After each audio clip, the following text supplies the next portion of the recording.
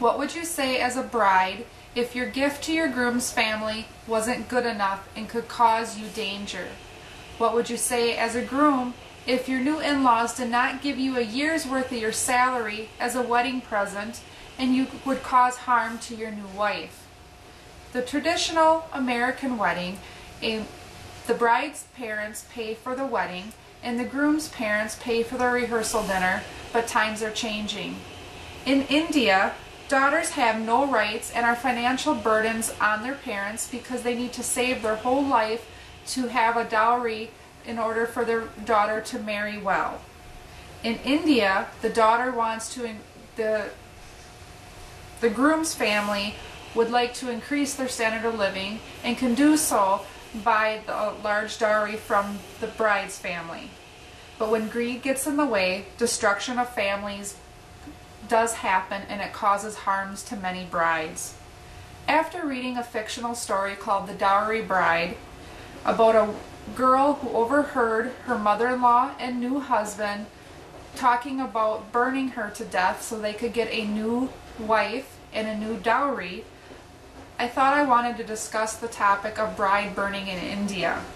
I've learned a lot about the bride burning issues in India and why it is so important for people to be more educated and stop the harm caused to these women. Today I'm going to fill you in the history of India, why they still have dowries, when bride burning happens, and statistics on how these happen, and many life stories. I am first going to explain to you what a dowry means to people in India, so you're aware of the social statuses of the people.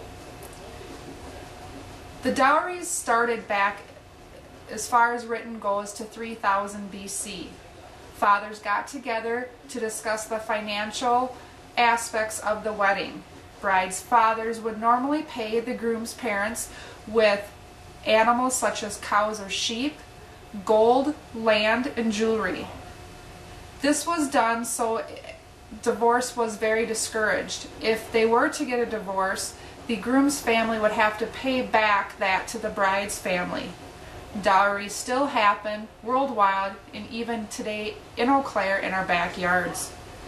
Now that I've discussed the history of dowries, I would like to discuss the impact that India uses with the dowries. There are several reasons and impacts. Marriage settlements are used instead of gifts to the family. This is a mean to survive, to give the bride a start and a new life with her husband's family, and is also a status of material wealth. The impact it has on many brides is it causes them to be slaves. They can extort more money out of the bride's family in order to make sure so the bride isn't caused any more harm. A lot of times they may be tortured if they didn't get enough money or they didn't get more money. It also can end in humiliation for the female and sometimes even death.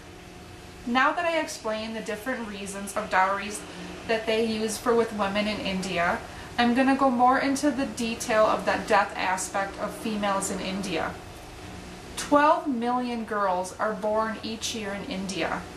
1.5 never reach their first birthday. Out of that number, 850,000 never reached their 5th birthday. By age 15, 9 million of the 12 million girls are left. Statistics show that there are 31 million more males in India than there is females. They have estimated that there is about 25,000 bride burnings every year. A lot of females commit suicide because they can't handle the pressures put on their parents to accumulate a dowry so they are married well later in life. They also commit suicide because they can't handle the torture given to them by the groom's family or himself. A lot of times it is made to look like a suicide or an accident, but it is seldom murder. Bride burning is done because there is no evidence with the fire. If you use a knife or a gun, there's always evidence there. In the Examiner.com article, they estimate that nearly every 100 minutes a bride is burned in India. They make it to look like a kitchen accident with kerosene. The saris of female clothing, traditional clothing of the Indian woman, are very flammable.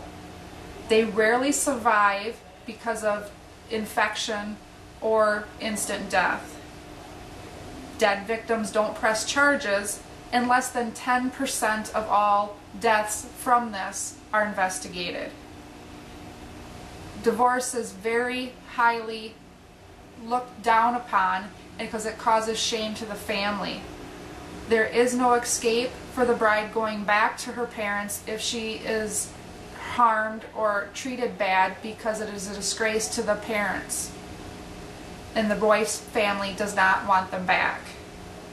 Example of some stories where there was a pack of 4 women that wrote a note and committed suicide together because they couldn't handle the hardship put on their parents to accumulate a dowry for their wedding. There is another example of a female that was married less than 2 years, and the husband and the father-in-law held her down on a cot in the kitchen and poured kerosene and lit a match. She died instantly. Now that you know of the bride burning issues in India, let's recap. After discussing the history of dowry still used today, why bride burning is happening, statistics, and some real life examples, you see what a huge issue it is in India with disposable brides. Although brides in India aren't murdered because dowry is associated with an Indian bride, an estimated amount of 225,000 brides are burned each year. The people of India already have a shortage of females, and it's only going to get worse until something is done.